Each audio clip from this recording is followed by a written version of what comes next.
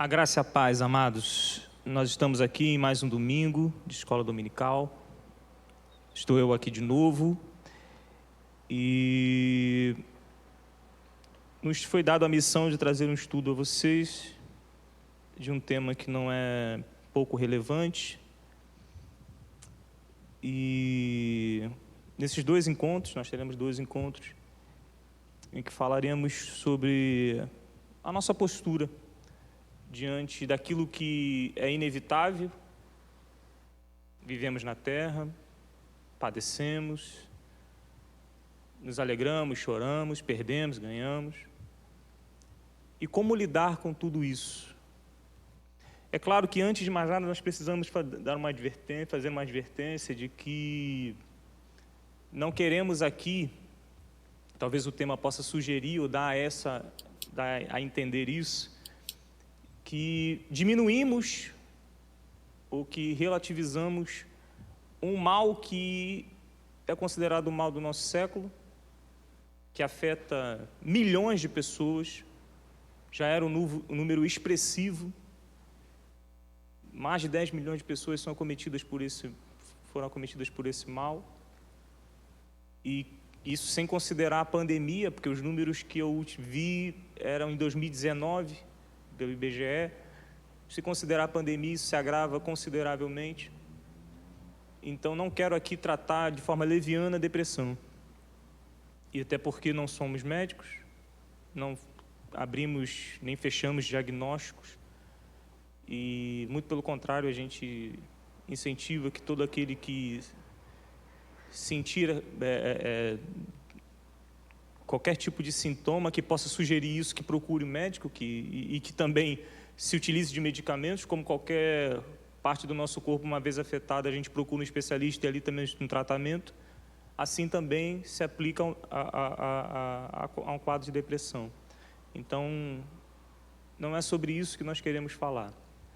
Nós queremos tratar sobre como, e principalmente naqueles casos em que, uma vez acometido por alguma adversidade, ou pela realidade que somos cercados e do qual não podemos correr, como o cristão deve se portar. E lógico, baseado naquilo que são verdades que para nós não devem ser de forma alguma negociadas, que são para nós imprescindíveis porque é a verdade revelada nas Escrituras. Como também a gente quer mostrar que isso não é algo que faz de você uma exceção, porque você é um ser humano, como eu sou, como qualquer pessoa que frequenta essa igreja e, portanto, não somos super-heróis. Podemos ser acometidos por tudo isso também. Na verdade, nós lidamos com isso também. Às vezes você vê a igreja, pessoas pregando, cantando, e você acha que essas pessoas estão 100%, são heróis, são super-heróis, quando, na verdade, somos seres humanos. E não é por nenhuma falsidade, nós quando subimos ao púlpito, quando oramos por alguém, quando cuidamos de pessoas, nós fazemos isso por amor, em que nossas fraquezas ali ficam de lado, porque entendemos que Deus conta conosco e nos colocamos na brecha para ser usados por Ele. Então é sobre essas coisas que nós queremos aqui falar. Serão dois encontros, então eu procurei dividir, primeiro partindo de exemplos bíblicos, principalmente tratando da fragilidade humana, de como isso não pode sair do nosso foco, na hora que a gente fala sobre a fé, e de como lidamos com todas as adversidades que somos expostos, né? E na segunda parte nós vamos já partir para uma aplicação pessoal, tratar de como esses exemplos que nós vamos falar no primeiro encontro, como esses exemplos servem para nós como inspiração para os desafios dos nossos tempos. Como a Bíblia pode nos dar respaldo, ou como a Bíblia nos mostra como devemos nos portar diante desses desafios. Então a gente parte primeiro com uma ênfase sobre o que a Bíblia diz e a partir de exemplos, para depois como tudo isso que falamos se aplica nos nossos diversos desafios, que não se aplicam a uma área específica da nossa vida, mas em todas as áreas da nossa vida, de como nessas áreas que enfrentamos problemas, como que vai exigir de nós uma resposta diversificada, como através da palavra de Deus podemos lidar. Então, que você fique conosco, que você acompanhe as 2 aulas, que eu tenho certeza que você vai ser edificado. Amém? Vamos lá.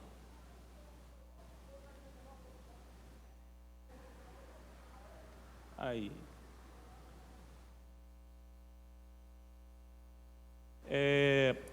Isaías 61, no versículo 1 ao 3. Essa passagem fala de Jesus. E ela vai ser interessante, pelo menos a guisa de introdução, para a gente compreender alguns aspectos da fé, alguns aspectos da própria missão de Jesus. Vamos ler. O Espírito do Senhor Deus está sobre mim, porque o Senhor me ungiu para pregar boas novas aos pobres.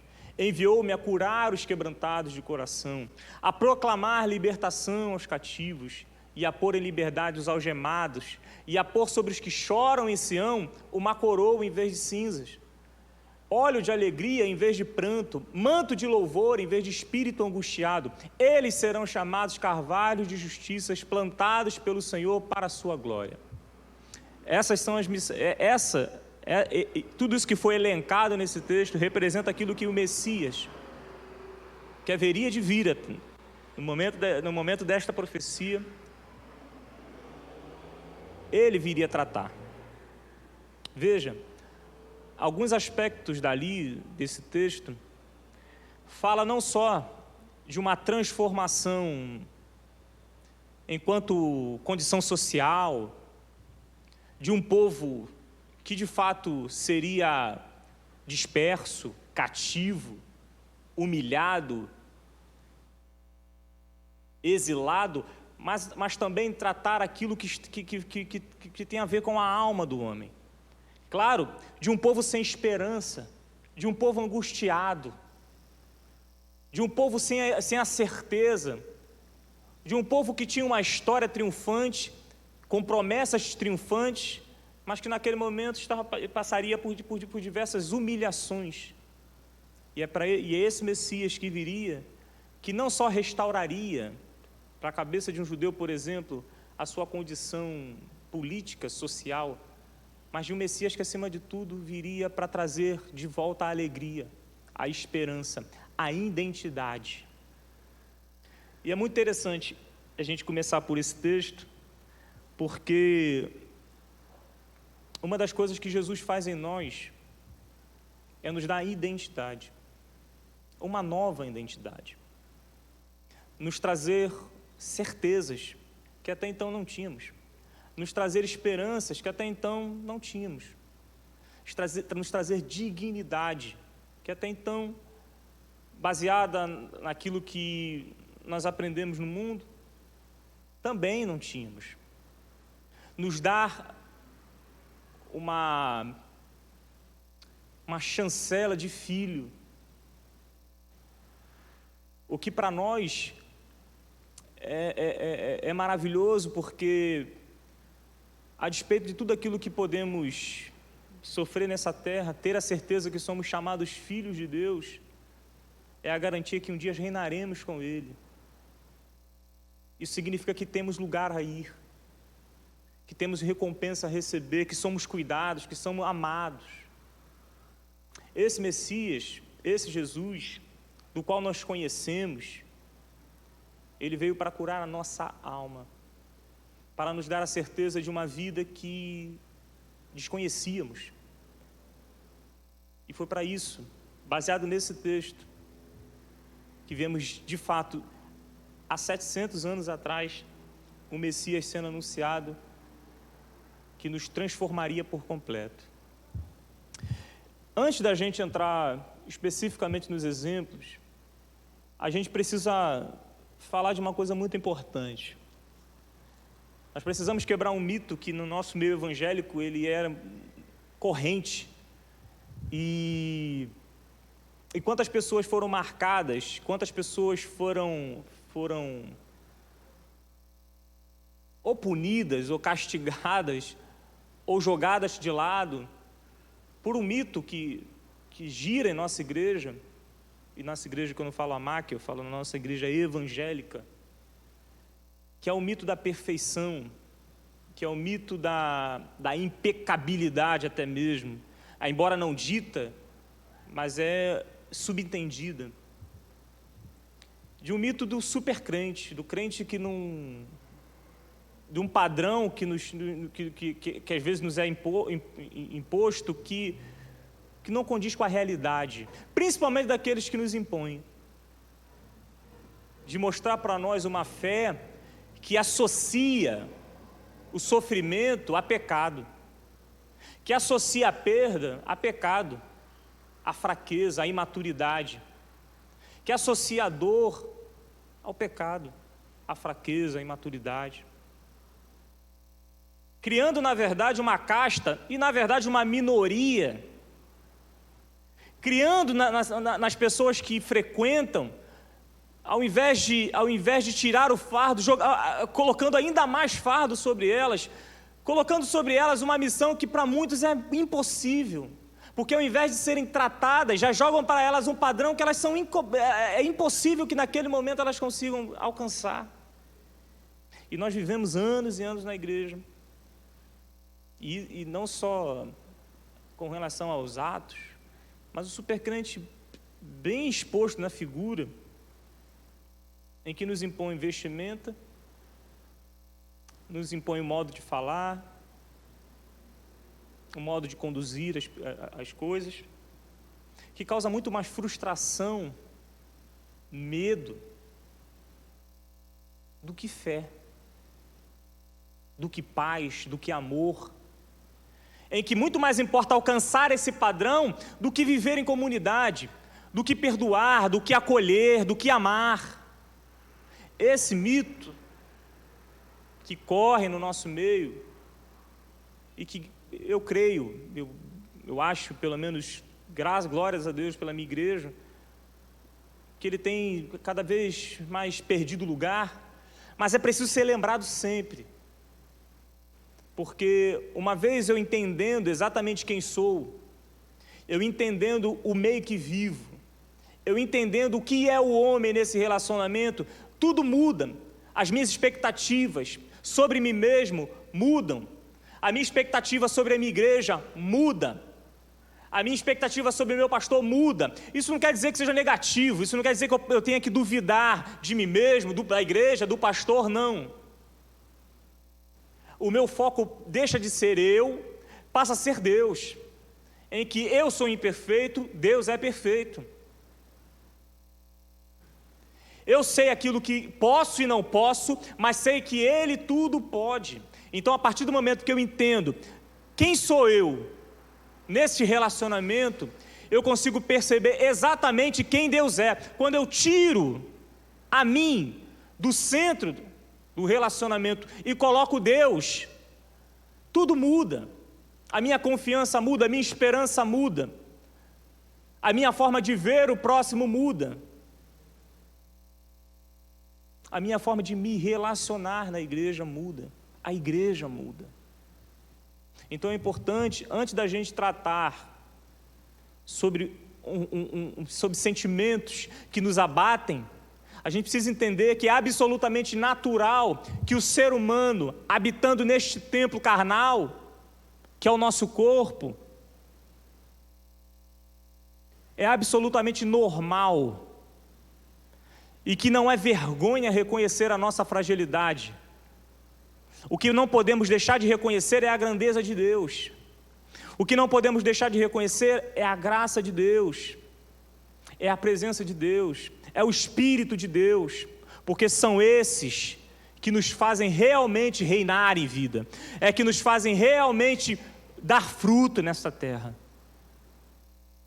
E somente por Ele é possível estarmos aqui. Então, entender a nossa fragilidade pode nos levar exatamente a entender a grandeza de Deus. Vamos lá. Vejamos um exemplo. Nesse momento, vamos focar primeiro só na primeira frase. Temos, porém, este tesouro em vasos de barro. Somos nós, vasos de barro. Não somos de ouro, de bronze, de prata, de barro. Somos frágeis. Somos seres humanos. Deus escolheu seres humanos para usar. Se Ele quisesse pessoas perfeitas, usaria os anjos. Mas Ele usa você. Com todos os problemas complexos, defeitos, virtudes, tudo. Seu grau cultural, o seu tempo, Ele escolheu você. Pode ser ruim, porque quando eu imagino que Deus me escolheu para algo, eu questiono até Deus, eu falo, meu Deus, tem ninguém melhor. Mas Ele nos ama. E que bom que Ele usa pessoas limitadas, porque Ele mostra o quanto Ele ama o homem, o quanto Ele conta conosco. Ele conta com você, com todas as limitações que você tem. Não adianta você omiti-las. Ele enxerga diferente de como o homem enxerga. Ele se relaciona diferente de como o homem se relaciona. Os padrões que o mundo tenta nos impor, padrão de beleza, padrão de eficiência, tantos padrões, Deus conhece tudo isso. Deus sabe até onde a nossa mão alcança. Deus sabe de que somos capazes. Mesmo assim, Deus nos usa. Então, como vasos de barro, precisamos entender que somos frágeis sim. De reconhecer que sim, a grandeza da glória dele em nós é quem realmente opera. Que os grandes feitos não são para ser o nosso nome, não é para que o nosso nome seja glorificado, mas para que o nome dele seja glorificado. Somos vasos de barro. E o texto continua, para que se veja que a excelência do poder provém de Deus, não de nós. Em tudo somos atribulados, porém não angustiados. Ficamos perplexos, porém não desanimados. Somos perseguidos, porém não abandonados. Somos derrubados, porém não destruídos. Levamos sempre no corpo o morrer de Jesus, para que também a vida dele se manifeste em nosso corpo. Veja, aqui também a gente quebra um outro mito, de uma pregação, de um evangelho que, a partir do momento que você crê, nenhum mal vem sobre a sua casa. Ok, nenhum mal vem para a sua casa no sentido de te destruir. Não vai arrancar a fé de você, não vai arrancar a salvação de você. Aquilo que Deus fez por você, pagou por você, ninguém vai tirar. Mas sim, amado, você vive nessa terra e você está sujeito a passar por diversos males nessa terra. Mas diz a palavra que mesmo você passando por todas essas circunstâncias, nenhuma delas será o seu fim. O mito de um evangelho que triunfa sobre tudo faz com que muitos crentes adoeçam e se culpem pelo não êxito, pelo fracasso. Isso também é um outro mito. Criamos uma multidão de pessoas que começam a estabelecer a fé por sua qualidade de vida. A teologia da prosperidade, em que a minha fé é medida pela minha riqueza, por quanto eu acumulo, quando ao invés deveria ser medida pelo quanto me dou, pelo quanto me entrego e pelo quanto que abro mão. Esse texto é escrito por alguém que abriu mão de tudo, por amor ao evangelho, por amor às almas. Um autor que nunca se furtou a reconhecer as suas fraquezas, reconhecendo sempre que é nelas que Deus opera, que é na fraqueza dele que Cristo é levado, que Cristo é manifesto. Eu não quero desanimá-lo, Eu não quero dizer que Deus não intervém. Deus intervém. Deus ouve cada oração sua. Deus cuida de sua vida com zelo. Deus não descansa. Deus não dorme. Deus cuida de você. Deus é poderoso para operar aquilo que você não imagina. Deus, na verdade, é poderoso para fazer muito mais abundantemente além daquilo que você pensa. Mas isso não quer dizer que você, vivendo nesta terra, você não possa ser acometido por qualquer tribulação. Agora eu te dou uma certeza, que sobre todas elas, Deus estará contigo. O texto, eu até dividi num quadro, mas eu vou até passar e depois eu volto. Eu poderia usar a pregação e falar: você não será angustiado, você não será desanimado, você não estará, não ficará, você não será abandonado, você não será destruído. Aceite Jesus, porque tudo isso virá sobre você. Glória a Deus. E não é mentira. Mas o que eu não posso furtar é que o texto ele é incompleto, se eu pregar só essa parte. Você é atribulado. Você pode ficar perplexo por alguma coisa acontecer. Você pode ser perseguido, sim. Você pode ser derrubado, sim. E talvez hoje você esteja vivendo isso, inclusive, na própria pele. Seja pelo desemprego, seja pela doença, acometida, em que você esteja acometido por ela, ou então algum parente próximo. Você pode estar atribulado por problemas em sua casa, em sua família, até mesmo com ansiedade, com sentimentos que te derrubam, que te deixam realmente para baixo, desanimado. Mas Deus quer te mostrar, através da palavra, que esse não será o seu fim. De que o Deus que pode parecer distante de você, por tudo isso estar acontecendo com a sua vida, através da palavra e do exemplo de Paulo, ele está dizendo para você que esse não será o fim da sua vida. Isso é momentâneo. E isso que você vive de acordo com a palavra produz eterno peso de glória. Por isso, não desista. Por isso, este encontro tem a meta de mostrar a você de que, como com a palavra de Deus e a fé, você pode superar tudo isso. Você pode ter uma nova perspectiva das circunstâncias que você hoje está vivendo.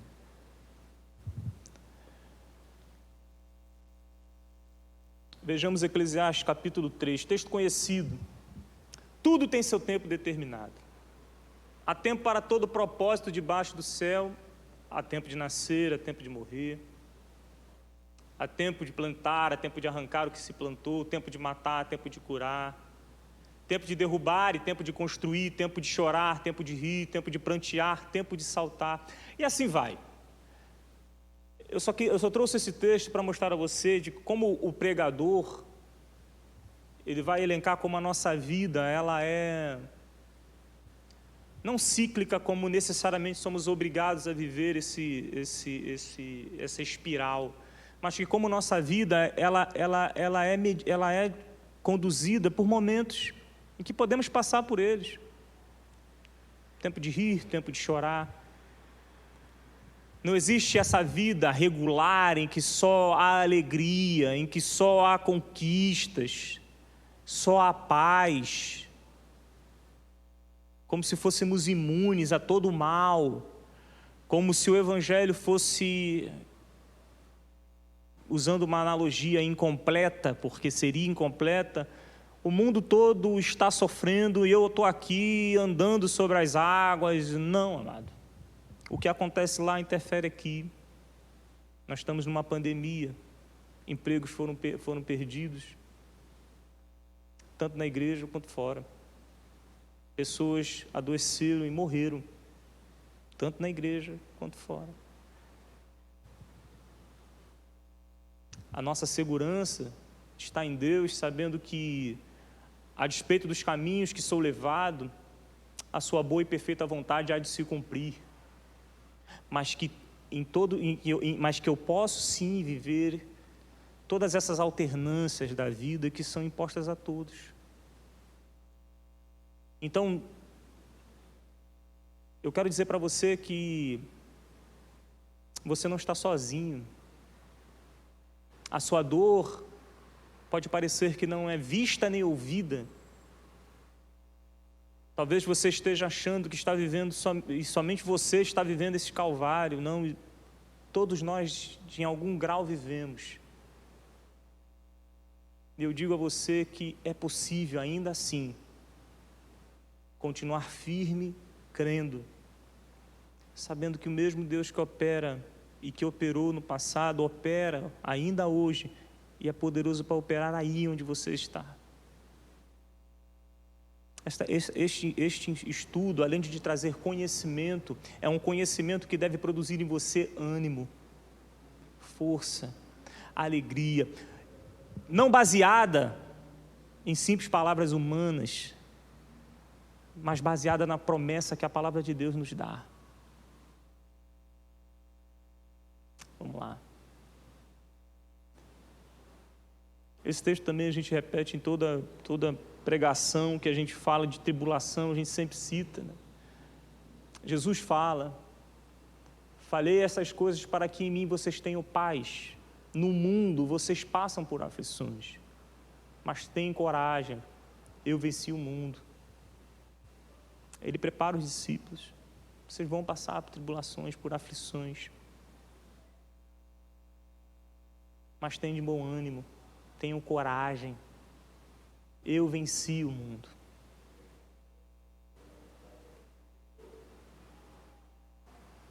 Vamos lá. Veja o exemplo de Pedro em sua carta. Nisto vocês exultam, embora no presente, por breve tempo, se necessário, sejam contristados por várias provações, para que, uma vez confirmado o valor da fé que vocês têm, muito mais preciosa do que ouro perecível, mesmo apurado pelo fogo, resulte em louvor, glória e honra na revelação de Jesus Cristo. Olha o texto. Embora no presente, por breve tempo, se necessário, sejam contristados por várias provações, para que, uma vez confirmado o valor da fé que vocês têm. Veja, são circunstâncias como essas que determinam exatamente o grau da nossa fé.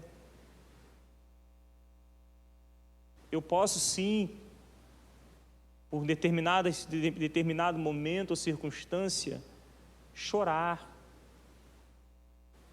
Como diz a palavra, ficar perplexo, abatido. Mas a forma como eu me porto diante das circunstâncias determina exatamente o grau da minha fé. O quanto realmente Deus é precioso para mim. Uma vez que eu me abato, e óbvio que quando a gente fala de pessoas que podem entrar em um quadro de depressão ou num desânimo profundo, desgosto profundo, essas pessoas são acometidas por algumas coisas, e uma delas é exatamente até mesmo uma distorção da realidade. Não é diminuir o que elas sentem, mas uma certa distorção da realidade. Então, eu não sou amado por ninguém. Então, e até o ponto de começarem a questionar o próprio Deus. Se eu estou passando por isso, que Deus é esse? Eu estou na igreja, eu leio a Bíblia, eu oro, eu busco, eu não falto um culto. Deus, quanto mais... Tem gente que eu sei o que é isso. Quando a gente mais busca, parece que é o inverso. Deus, quando mais te busquei, eu ia a monte, e a porta de emprego não abre, e o casamento não sai, e as promessas, e os sinais, e nada acontece. Quanto eu mais busquei. E quando eu olho para esse texto,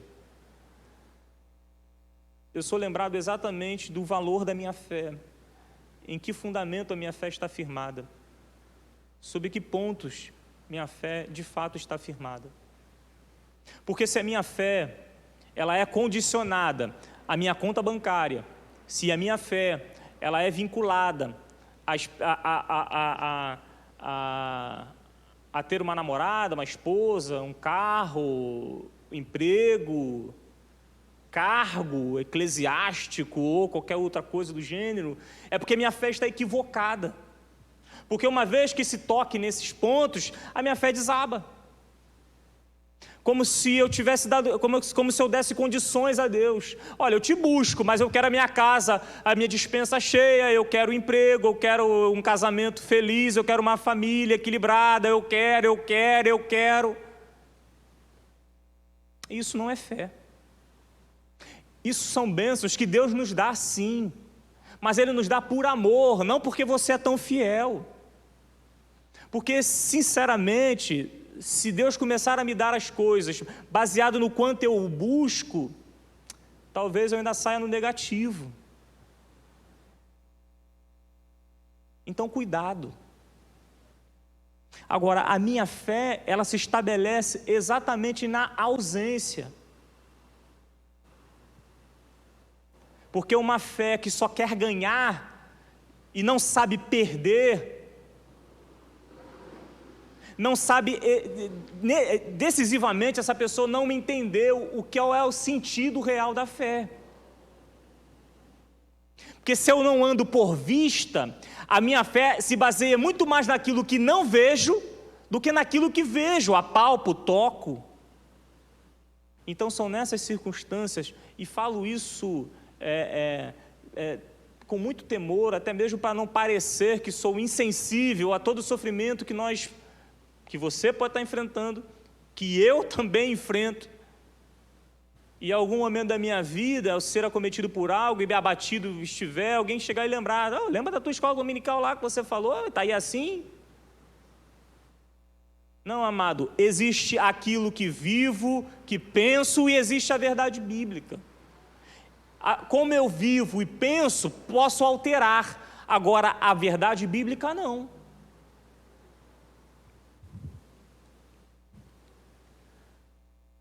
Vamos ver alguns exemplos. Moisés sofrendo com a pressão do povo, ele passa por um momento de desespero, inclusive. A pressão era muito grande, um povo querendo ser alimentado, um povo acusando de ter tirado do Egito, a pressão sobre aquele homem não era fácil. Ele carregava uma nação sobre seus ombros. E ele dispara essa pérola. Eu sozinho não posso levar todo este povo, pois é pesado demais para mim. Se me tratas assim, mata-me de uma vez. Se achei favor aos teus olhos, peço que não me deixes ver a minha miséria. Esse é Moisés. Um homem que pela fenda viu a glória de Deus. Um homem a qual Deus falava, num grau de intimidade que poucos, ou na verdade praticamente ninguém teve. Naquele momento, ele chegou a um ponto de um desespero que desejou até mesmo que não tivesse nascido. Cansado, sob uma pressão psicológica absurda. Moisés, o grande Moisés. Vamos ver outro exemplo. Elias. Todos nós conhecemos o momento que Elias vence o grande duelo, e logo depois, pela ameaça de Jezabel, ele foge. Olha o que o texto diz: Elias ficou com medo, levantou-se para salvar a vida, se foi e chegou a Berseba, que pertence a Judá, e ali ele deixou o seu servo. Ele mesmo, porém, foi para o deserto, caminhando um dia inteiro. Por fim sentou-se debaixo de um zimbro, sentiu vontade de morrer e orou: basta, Senhor, tira a minha vida, porque eu não sou melhor do que os meus pais. Um homem de Deus que orava e Deus respondia, que orou e Deus enviou seca, que orou mais uma vez e Deus enviou chuva. Um homem poderosíssimo, mas que por um momento teve medo. Claro, justificável. Mas olha, homens que viram uma manifestação de poder que é incomparável. Homens que viram Deus fazer coisas, acabado de fazer coisas maravilhosas, mas que por algum momento, por uma determinada circunstância, caiu, sentiu medo, desejou até a morte, ou até que não se tivesse nascido. Sempre quando falamos sobre fragilidade humana, sobre aqueles que Deus usa, até mesmo para quebrar esses paradigmas que são colocados, a gente sempre se utiliza dele, porque é um exemplo. A igreja não é feita de super-heróis. A igreja é feita de homens. Por isso que falamos tanto de tolerância. Por isso que falamos tanto de unidade. Porque isolados não somos ninguém. O poder da igreja está exatamente na sua unidade. É ali que Deus opera. Todo dom, todo ministério, todo poder, todo fruto é para a edificação de sua igreja. Porque isolados não somos nada.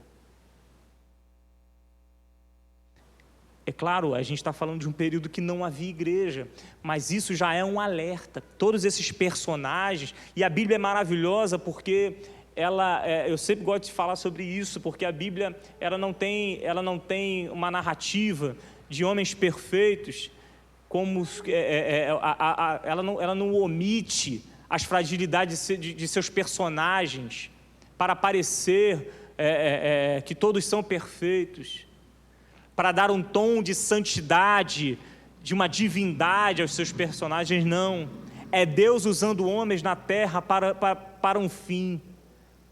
E Deus escolheu você, mesmo com todos os defeitos, limitações e problemas que você talvez esteja enfrentando nesse momento, mesmo com seu tempo escasso, mesmo com tantas coisas que você mesmo impõe, Deus escolheu. Então Ele quer você de pé. Ele quer você mesmo tropeçando, mesmo engatinhando, mesmo com todo esforço para caminhar, Ele quer você de pé. E Ele vai te capacitar. Ele capacitou todos esses homens. E crendo eu, no mesmo Deus que você crê, nós sabemos que Ele não mudou. Ele conta conosco. Ele conta com você. Vamos ver o próximo. Davi, o homem segundo o coração de Deus. O homem segundo o coração de Deus, olha como ele escreve no Salmo 42, muito conhecido. Uma expressão que você vê no Salmo o tempo todo. Por que você está abatido, a minha alma? Porque se perturba dentro de mim. Espere em Deus, pois ainda o louvarei. A Ele, meu auxílio, Deus meu. Sinto abatida dentro de mim a minha alma. Lembro, portanto, de ti nas terras do Jordão, no Hermon e no Monte Mizar. Uma alma abatida não faz de você um descrente, mas da sua boca fechada, a sua falta de oração, a sua falta de busca na palavra, a sua falta do culto, seja presencial, mas até mesmo no YouTube. Glória a Deus que nós temos esses meios. Essa falta, esse é o problema. Davi pecou. Todos nós conhecemos a história de quando ele assedia uma mulher, até se utilizando de certas prerrogativas como rei, de como ele envia um homem à guerra para o matar, para ficar com sua mulher, para ocultar, na verdade, o seu pecado.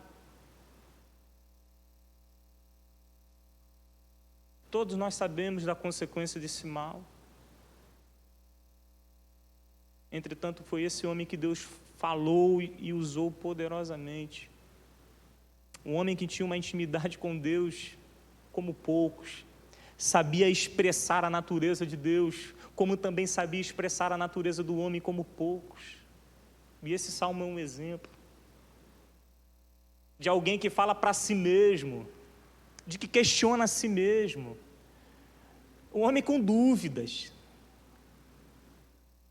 Então não se sinta como um extraterrestre no meio de uma igreja. A igreja é feita de pessoas assim, que se questionam o tempo inteiro, mas que ao mesmo tempo não questionam o poder do seu Deus. Você pode questionar a si mesmo, mas não duvide do Deus que está sobre a tua vida. Não duvide do Deus que está na palavra que você lê e ouve. Não questione o Deus que tirou tua vida do lamaçal, que restaurou sua família. Não questione o Deus que colocou palavras tão lindas na sua boca para abençoar a vida de alguém. Que colocou na sua boca palavras lindas para interceder por alguém, para aconselhar alguém. Não questione o Deus que colocou em você talento para ministrar na casa dele. Questione a si mesmo, porque nós somos assim, mas ao mesmo tempo confie. Lembre-se dos grandes feitos de Deus sobre você. E eu tenho certeza que isso trará a você a certeza de que esse Deus que é imutável continua sendo bom, continua te amando e te abençoando. Jeremias, mesma coisa. Olha o texto. O finalzinho. Na verdade, vou ler todo. Que esse homem seja como as cidades que o Senhor, sem ter compaixão, destruiu. Que ele ouça gritos de dor pela manhã e alarido de guerra ao meio-dia. Porque não me matou no ventre materno. Olha que coisa linda. Então a minha mãe teria sido a minha sepultura. E ela teria ficado para sempre grávida. Porque saí do ventre materno tão somente para ver trabalho e tristeza, e para que se consuma de vergonha os meus dias. Não é à toa que é o profeta chorão. E esse é o problema. Enquanto você fica... Eu não sou tão velho, mas eu sou de uma época que tinha um desenho, que tinha um camarada, tinha um personagem que falava ó céu, ó vida, não é? Então, enquanto você continuar à mercê deste pensamento, você será incapaz de ver a saída. Lembra que eu falei, um dos problemas de deixar que esse sentimento te domine é que ele pode distorcer a realidade e pode também obscurecer a solução que está na sua frente. E outro detalhe, tire do seu coração a certeza de que toda solução ela é automática, que ela é imediata. Às vezes leva tempo. A única coisa que você tem que ter no seu coração é a garantia de que isso vai se resolver, de que esse sentimento vai passar, de que você não será destruído. Como eu disse, esse não será o teu fim. Você pode passar pelo deserto, porém o deserto não é o seu lugar. Isso pode se parecer um chavão evangélico, mas aplicando esta expressão a toda e qualquer circunstância da minha vida, eu creio que, independente se ficar rico ou pobre, independente de ter saúde ou não, independente de por onde a minha vida for levada, eu, Alain, tenho a certeza que o meu fim é Cristo. O meu fim é vê-lo face a face. Então, para mim, tudo torna-se secundário, tudo se torna menor, por saber que eu, na minha vida, sobre a minha vida, mesmo com todas as limitações e defeitos, eu tenho sobre mim um Deus Todo-Poderoso, que me amou incondicionalmente e pagou a minha dívida que era impagável. Vamos lá. O próprio Jesus. E levando consigo Pedro e os 2 filhos de Zebedeu, começou e sentiu-se tomado de tristeza e de angústia. Então lhes disse: a minha alma está profundamente triste até a morte. Fiquem aqui e vigiem comigo. E adiantando-se um pouco, prostrou-se sobre o seu rosto. orando e dizendo: meu Pai, se é possível que passe de mim este cálice, contudo, não seja como eu quero, e sim como tu queres. O próprio Salvador, o próprio Senhor, o Filho de Deus, o Alfa e o Ômega, o Rei dos Reis, o Senhor dos Senhores, ele também sofreu. Ele também sabe o que é angústia. Ele também sabe o que é dor. Ele também sabe o que é abandono. Ele sabe o que é rejeição. Ele sabe todo o sofrimento que você talvez esteja passando. Ele sabe. Mas ele não sabe apenas na sua onisciência. Ele sabe por presença. Ele viu, ele sentiu. Por isso, eu confio. Porque talvez possa gerar em você uma dúvida de um Deus que vivia no seu Olimpo e que, portanto, não sabe o que é ser humano, o que é ser terreno.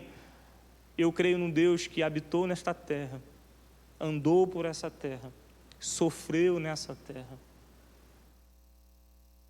Por isso eu sei que eu tenho um Deus que sabe perfeitamente, como se na verdade eu já sabia, mas sabendo que Ele sofreu, eu tenho mais do que certeza de que Ele sabe exatamente o que eu tenho enfrentado e passado.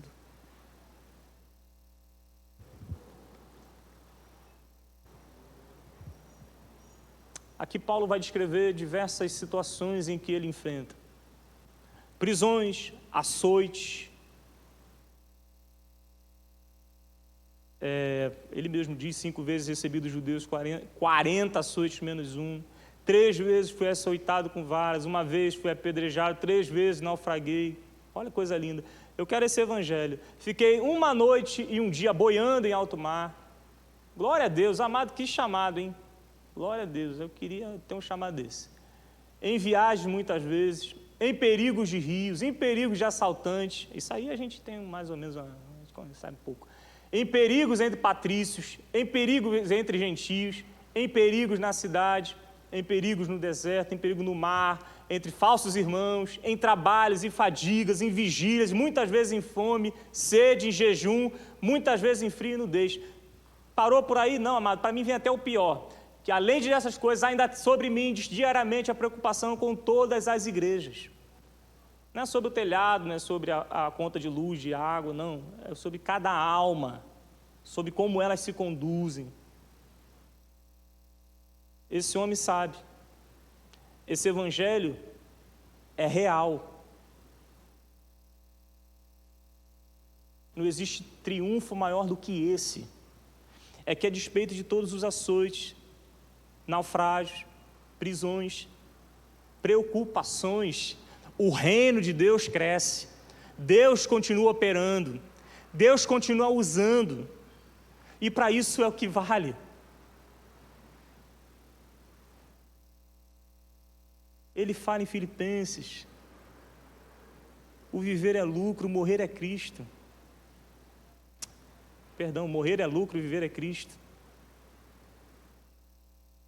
Tudo o que ele considerava de mais valioso na vida, uma vez encontrando Jesus, se tornou supérfluo.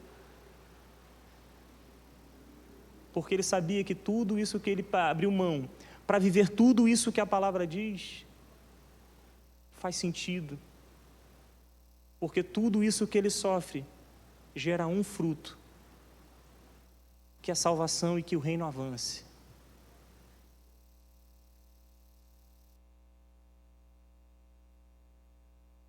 Lembra de Elias? Tiago ele fala: Elias era um homem semelhante a nós, sujeito aos mesmos sentimentos, e orou com fervor para que não chovesse sobre a terra, e por 3 anos e 6 meses não choveu. Depois orou de novo, então o céu deu chuva e a terra produziu os seus frutos. Elias era um homem semelhante a nós, sujeito aos mesmos sentimentos. Deus nos usa a despeito das nossas fragilidades. Você pode estar vivendo na condição de alguém profundamente atribulado, desanimado, angustiado. Deus conta com você. Deus conta com a sua fidelidade.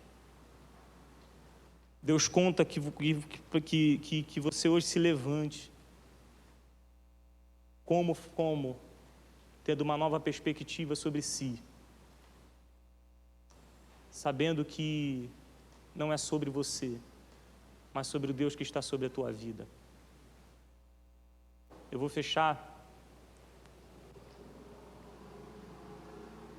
com o texto de Hebreus.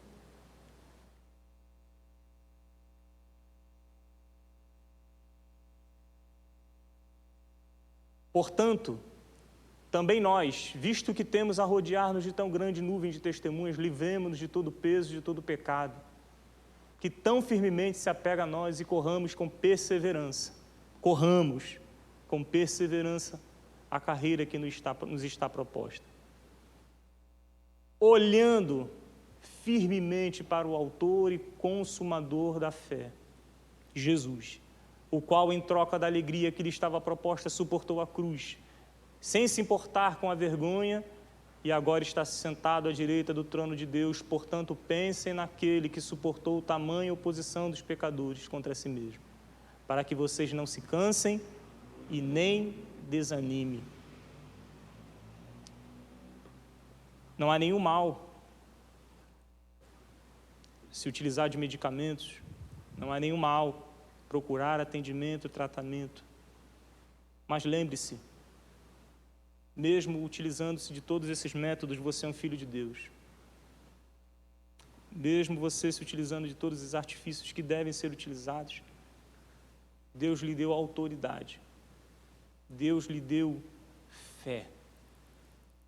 E esta fé deve trazer sobre você uma nova perspectiva sobre seu futuro, em que não mais os seus olhos estarão voltados para as perdas, para os danos, para o rancor, para a culpa, mas os seus olhos estarão voltados para o autor e consumador da sua fé, Jesus.